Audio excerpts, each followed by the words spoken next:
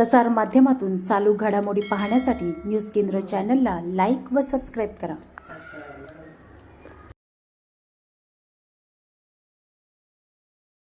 नमस्कार। सर्वप्रथम मी स्वर्गीय दिबा पाटील साहेब यांच्या नावाची आम्ही वाट आतुरतेने पाहतोय।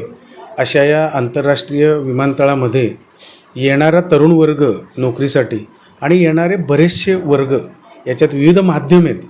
या माध्यमांमध्ये आपल्या इथला स्थानिक तरुण हा लागला पाहिजे कामासाठी अशी आमची प्रामाणिक इच्छा आहे।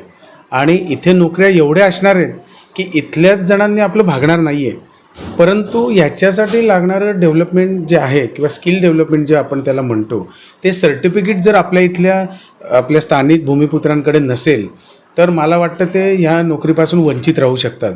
आणि नंतर तेच कारण फक्त आणि फक्त तेच कारण आपल्या या तरुणांना देऊ शकतात विमानतळवाले असं मला वाटतं।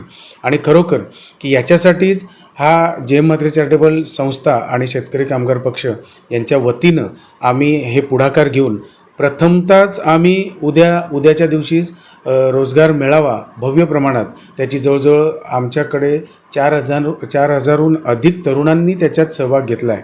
तर उद्याचं पहिलं आणि दुसरं सेशन होणार आहे। एकावेळी 400 ते 500 विद्यार्थी त्याच्यात बसणार आहेत। तर मला एवढंच तरुणांना सांगायचं आहे, आणि असं नाही की मी इथलेच भूमिपुत्र असं म्हणतो आहे, परंतु इथे जे भारताच्या कानाकोपऱ्यातून आलेले सगळेच तरुण वर्ग आहेत त्यांनी देखील याच्यात सहभाग घ्यावा। कारण नोकरीचं प्रमाण हे फार मोठ्या प्रमाणावर आहे, कारण 1.5-2 लाख नोकऱ्या तिथे लागणार आहेत। त्यामुळे वेगवेगळ्या माध्यमाच्या असतील त्यावेळी जेव्हा आपण तिथे इंटरव्ह्यूला जाऊ तिथे आपल्याला माहिती असलं पाहिजे की कोणत्या पद्धतीने इंटरव्ह्यू द्यायला पाहिजे आणि त्या इंटरव्ह्यूमध्ये आपल्याकडे काय काय कागदपत्र असले पाहिजेत। तर ती कागदपत्राची पूर्तता करण्यासाठीच खरं तर हा शिबिर आहे। आणि ह्याच्यातून नक्कीच मला वाटतं जर ही पूर्तता आम्ही सांगितल्याप्रमाणे आपण केलीत तर नक्कीच याच्यातून 100% तुम्ही यशस्वी झाल्याशिवाय राहणार नाही असं मला वाटतं। आणि त्यासाठीच माझं पुन्हा एकदा सांगणं आहे की दिबा पाटील आंतरराष्ट्रीय विमानतळामध्ये आपण हे सगळ्या पद्धतीची जी पूर्तता आहे त्याच्यात हे सर्टिफिकेट स्किल डेव्हलपमेंट सर्टिफिकेट याच्यासाठी आपण नक्कीच मला वाटतं याच्यात मार्गदर्शन आम्ही ज्या पद्धतीने सांगू त्या पद्धतीनं आपण ते प्रशिक्षण घ्यावं अशी मी पुन्हा एकदा विनंती करतो। आणि माझ्या तरुण वर्गांना मी एकच अपील करतो की आपण ही संधी सोडू नका।